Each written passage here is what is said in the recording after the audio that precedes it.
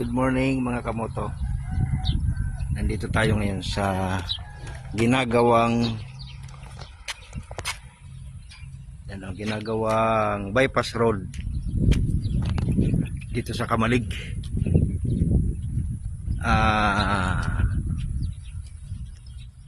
Parang magiging shortcut ito kung galing kang Manila papunta ka ng Matnog, Sorsogon.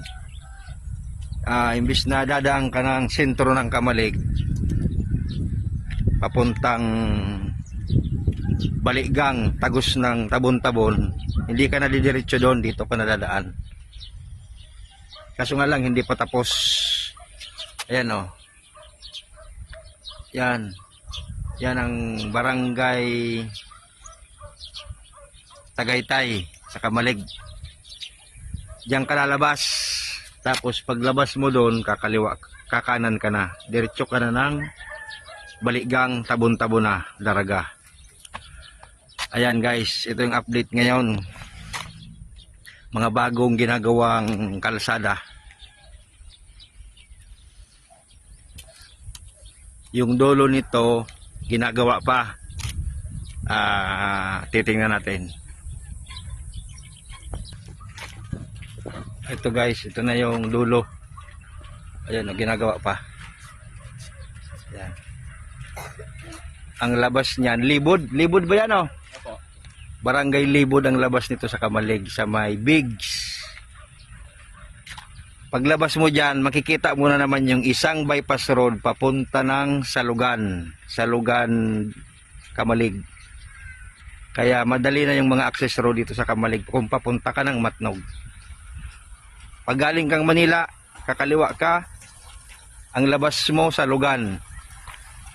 Pagkakanan ka naman, dito ka naladaan pag natapos na ito.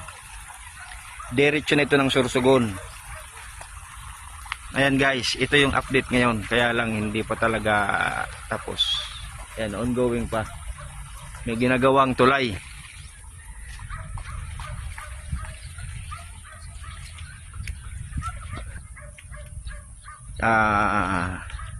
Pag natapos ito, sigurado mapapadali na yung biyahe mo papuntang Sorsogon.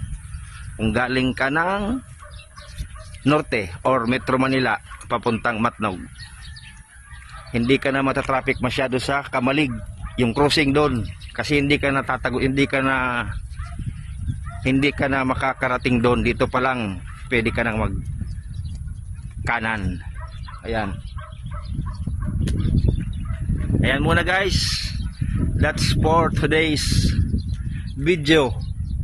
Mga bagong kalsadang ginagawa dito sa Albay. Thank you guys, ride safe.